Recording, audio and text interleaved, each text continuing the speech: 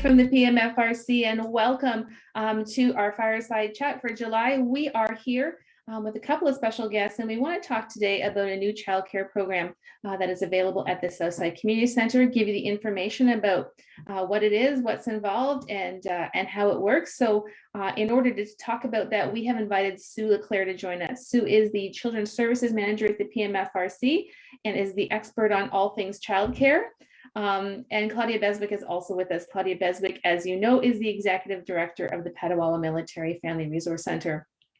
Fireside chats have gotten a little quiet over the last little while. The world is opening up and people are a little bit more free. But we wanted to occasionally come back with new programs and services and let you know what's available and how to reach the folks at the PMFRC. As always, if you have any questions or comments, please feel free to put them in the comment section. We will come back, we will monitor them, and we will get that information, get those questions back to you. If you have a personal or individualized question and you don't feel comfortable adding that in the comments, send us a direct message. We're more than happy to get back. Also, as we go through, we might be sharing some telephone numbers or email addresses or talking about documents you can reach on our website. After the broadcast is closed, we will go back and we will add all those links in the comment section. So don't worry if you didn't catch it. When the broadcast is done, all that information will be available in one handy place for you to get. Talking about opening, talking about how things are returning slowly to the way they used to be. Claudia, do you want to talk about our business resumption plan and what's happening at the PMFRC? Sure. So before I'll caveat this by saying that anybody that is entering any of the locations that is open to the public will be required to do a screening and wear their masks when they go in the building. So we do contact tracing. So we ask the time that you're in and the phone number where we could reach you, as well as doing the health unit screening form, which is required in all of our buildings. So the Northside office is open to the public. And obviously, if you have general inquiries, if you're new, clearing in, clearing out, feel free to drop in at the office. We're here between 8 and 4, Monday to Friday. There is a complete list of PMFRC staff that you can reach out to on our website to talk about programs and services. A lot of that stuff is still happening virtually right now. And information referrals. So if you're new to the area, you want to learn a little bit more about the PMFRC or Petawawa or any of our base and community partners, reach out to them. There's an email where you can call them. You can come into the North Side and have a chat with the information service assistant or do a virtual session as well. Mental health supports. So any families that are looking to make an appointment with the mental health team, they can contact the family advocacy coordinator by email or by phone. They are working out of the Family Center, which is 12 Reichwelt location. And the family liaison officers, they are on a rotational basis back at the CAF-TC as well, doing in-person appointments when clients can connect directly with them to get those appointments. Deployment support continues. You can reach out to the deployment team through their email. Morale mail still can be dropped off at the Northside office, either on the trolley outside, or you can come into the center if you have any questions. The big message that I'd like to leave with everyone is to ensure that your telephone number is on the package in case there's a question from the base post office and we need to reach out to you for more information. And I do believe there is a new demo on how to prepare, a new demo video on how to prepare your packages. I'll put that link directly in the comments so people can find it.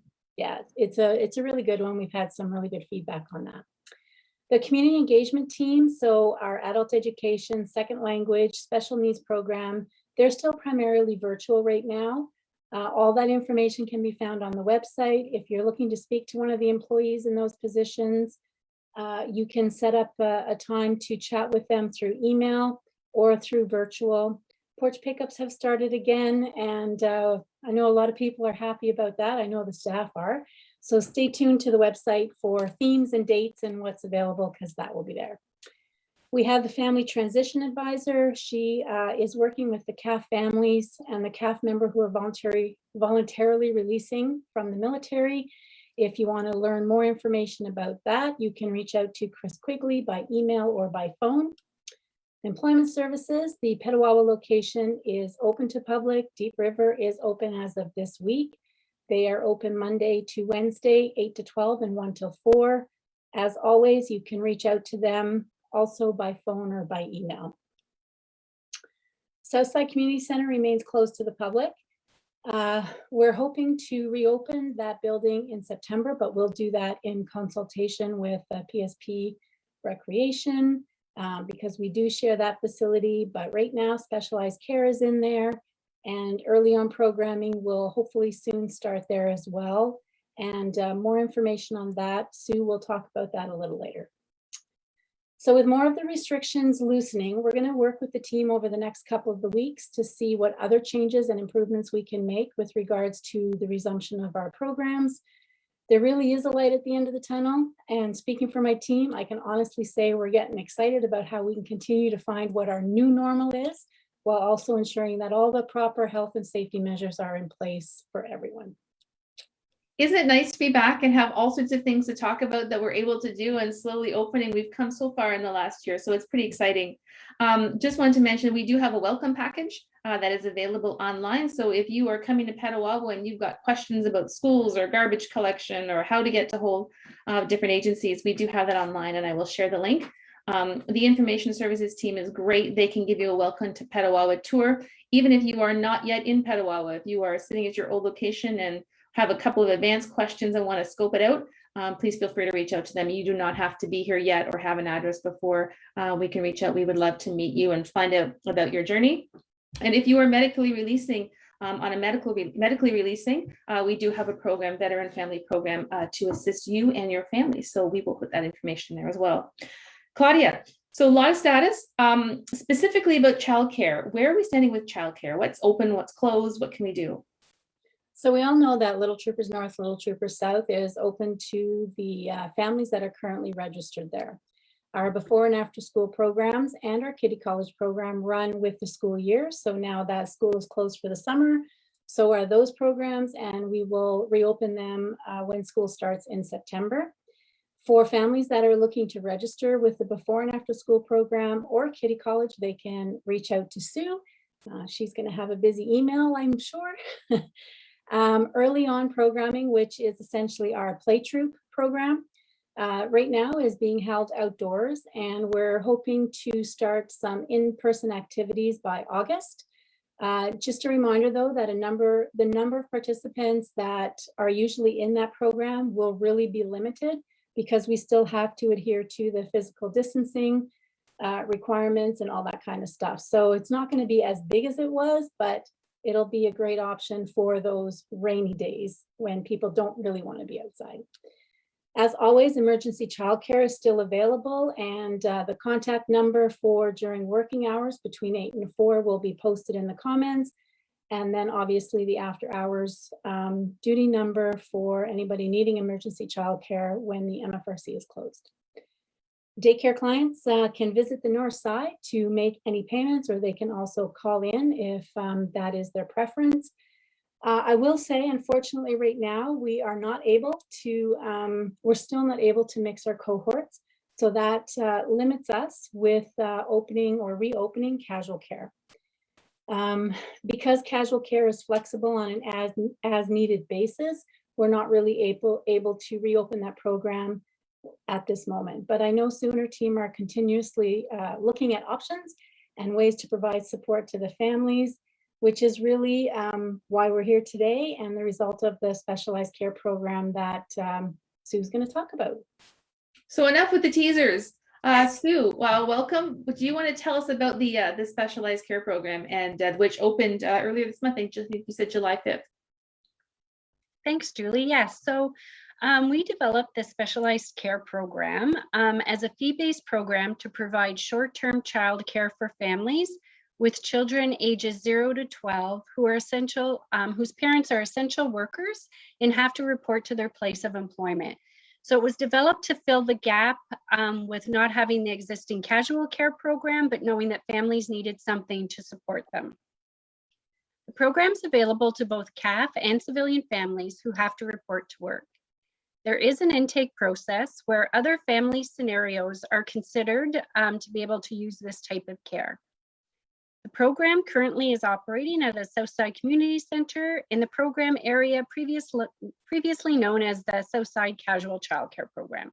So it is located in our Southside casual care area. This program's different from the previous casual care program in a few ways. There's no walk-ins, and families have to register at least 48 hours in advance. Typically, depending on the need of the family, care is limited to 2 weeks. Should a family want to look into the program, they can contact myself through email at csc.pmfrc@belnet.ca, and I'm sure that'll be linked down below. And we'll walk through the intake process together. And the intake process is really what determines the type of care a family requires and the length of time they need. So currently the program's operating 8 a.m. to 4 p.m. and families need to be prepared to do an active screening when they arrive. And this does include temperature checks. Parents will have to leave their children with the screener and they will not have access to the building. The children are doing really well with arrival and departure and saying goodbye to families at the screening area. So that's been going really well. And currently the screening area is in the playground. This means that families using their service will have to park in the main parking lot and walk around the side of the building to access the screening area. We did this to help isolate our cohorts and to be able to keep the children, families, and staff as safe as possible. The program has a wide range of children's ages and developmental levels, being a family age grouping license. So we serve children from infants 0 to 12 years of age. So the program has to be extremely flexible day to day, depending on the children's needs, ages, and interests. Great deal of time spent outside with the older children exploring nature, and there's lots of participation in science experiments and a variety of materials offered to encourage children to develop their critical thinking, creativity, and a lot of opportunities for social development. The program offers 2 nutritious snacks, and if a child is staying for the full day, parents have to provide a peanut-free lunch. Rest periods are really determined by the child's age and need and what the family wants. 0 to 12 is a pretty big range. So like when you've got like a lot of little people in a room, the needs of a 2-year-old and a 12-year-old are very different. So really kind of going with that. So you said they go around the back. So if they was park at the Southside Community Center, they would go down that path by the mailbox and That's turn right. left, and you're going to see like a big tent there. It's pretty hard to miss. So keep your eyes peeled for that. You talked about intake process. A lot of people sort of think about intake as a really long process. Does it take a long time, or is it just something you do within one conversation? So the actual intake process can be done with a conversation and answering a few simple questions. And then the further registration, so if they qualify to use the program, the registration process is a little bit more in depth, but only has to be done once. So the intake process is either done by myself or our emergency family care coordinator, Angie. During this process, we'll ask questions if they're Reg Force, Reserve, CAF member, civilian, kind of why they need care. And if they qualify, then they'll be sent some paperwork through email, a registration package. They'll have to read through a parent handbook and provide their child's immunization. If their child's not of school age, then immunization is not required to be kept on file. So it's just from pretty much ages 4 and down. Once they're registered in school, we no longer require their immunization. Families will also be provided our COVID guidelines. This will help families understand our enhanced protocols and why we do them. Families have to provide things like basics, sunscreen, hat, indoor shoes, change of clothes, if needed, diapers and wipes, whatever the parent thinks the younger child may need. We do ask to limit a lot of extra items coming into the program because it has to be cleaned and disinfected before entering the building and then again when leaving the building. It's really important for families to provide emergency contact information and ensure we're able to get a hold of them should an emergency arise and a child become ill. They will have to pick up their child immediately if they show any sign or symptom of COVID. So this is a big program and a big service and I guess a big undertaking. Claudia, can you talk about why we created this, why we decided that we were going to go ahead with this specialized care program? You know, the PMFRC is really proud to say that, you know, we have a a broad, diverse, inclusive collection of daycare programs. What stands this program apart from our other licensed care programs is the flexibility that it offers to our CAF families. We've had several requests over the last couple of months from families who are looking specifically for care for only a short period of time, be it a week, be it a day or two, or even, as Sue says, 4 hours in the morning. And what makes it different from our casual care program is that the space is being dedicated to CAF families for things like those that are moving onto the base or off the base where they need childcare for their pack load dates, or for families who need occasional care when they're considered essential employees. That's how this started. Sue's been able to broaden that a little bit more, given all of the protocols that the health unit requires us to have this specialized program. So Sue and her team has requested the approval from the province to run the program because we really understand the demands of the military lifestyle, and through that, the requirement to provide more flexible childcare options. So we're happy that we're able to work with the health unit, the county, the ministry, and with Sue's team to be able to provide the service. We're really happy that through all of that, it was pretty much a smooth transition from our emergency childcare to this specialized care program. So they worked really hard, and I'm really happy to say that it's working quite well and the families are accessing it. So it's a good thing. It's that balance between the overall guidelines and things that are really specifically things that military families face. And if you have ever tried to pack up your home in boxes and put those boxes on a truck with little people under feet, you understand the importance of having a service where you can just sort of get the children somewhere where they can be happy and you can focus on that to make that process a little bit smoother. Just the idea of putting together programs that respond to gaps or barriers or needs that families face. We've done a couple of times over the COVID period. People have come to us with ideas, and I'm sure there's no shortage of ideas in the community or feedback. And as we sort of go through the re-entry, I think people are going to sort of come up against different barriers or come up against different challenges. If there is a barrier or a challenge or a gap or an idea that they have that they think the PMFRC can help with, how do they get a hold of you, Claudia? Well, we're always looking for comments and suggestions. You hear me say that a lot, specifically from our families. Essentially, it guides us how we operate, what we offer in ways of programs, activities, events. We really strive to provide accessible and inclusive programs. If you have ideas or suggestions of what you'd like to see from us, whether it's part of this virtual programming, post-COVID, or as we reopen, then let us know. We're looking to find our new normal, and we would appreciate any feedback or insight that comes from the families that use our program. If you're not sure about wanting to use a program, give us a call, because I'm sure we have a little bit of something for everybody. If you are having trouble accessing any of our virtual programs on Facebook, YouTube, the website, let us know.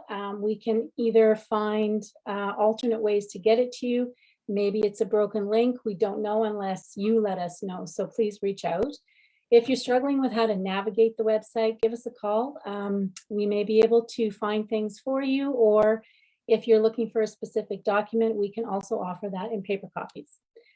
We're always looking at ways to improve our services, and the staff and board are really committed to working together to solve any issues or concerns. So please don't hesitate to reach out to us if you're a CAF family, CAF member, client, community member, or even an employee who are looking for additional support to access the facility, how to register for programs or workshops. Just let us know. Give us a call, check out our feedback form on the website, or send me an email directly. And we always say really that even if you're looking for something in the community, no door is the wrong door. Our community partners are well aware of our services, so ask them questions. Or if you're looking for things in the community, give us a call and we'll be happy to put you in touch with those resources. Sue, is there anything else that you would like to say about specialized care before we sign off? I just wanted to talk a little bit about an online communication tool that we're using in this program and in a lot of other of our childcare programs. So we've used the online tool Story Park at Little Troopers North and Little Troopers South and some of our other programs for a few years now. And during COVID, it's really become a vital component to our programs. We initially started it so families who were deployed or had extended families away could really see into the day of the life of a child. So now with restrictions allowing family members and parents into the program, Story Park's a great way for families to stay connected to educators. They get to see what their child's doing for the day. They get to review planning webs and the activities the children participate in. They can communicate daily with the educators through this program. There's learning stories, pictures. So the families have a great opportunity to see what their child's doing every day in care. And it's a really good connection for families and the educators to ensure that the children are getting the best care possible.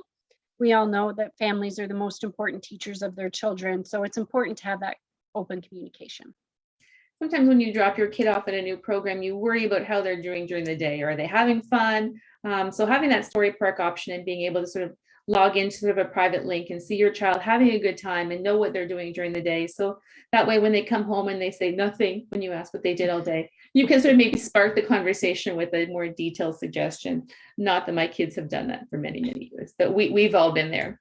Thank you, Sue, so much for joining us. We really appreciate you taking the time to talk about specialized care. This is a really exciting program. Claudia, as always, I'm going to give you the last word. Anything else you'd like to add?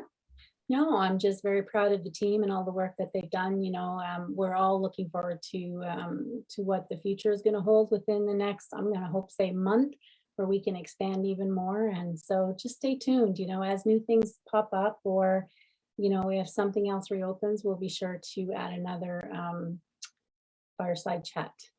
We have one or two suggestions for things for Fireside Chat in August, so we're going to try to come to you a little bit more often. But if there's something that you want to hear about or questions that you have, feel free. Drop us a line and we will see who we can find to get as a guest to answer those questions. Thank you all so much for joining us. Have a wonderful day, and we will talk to you soon. Bye.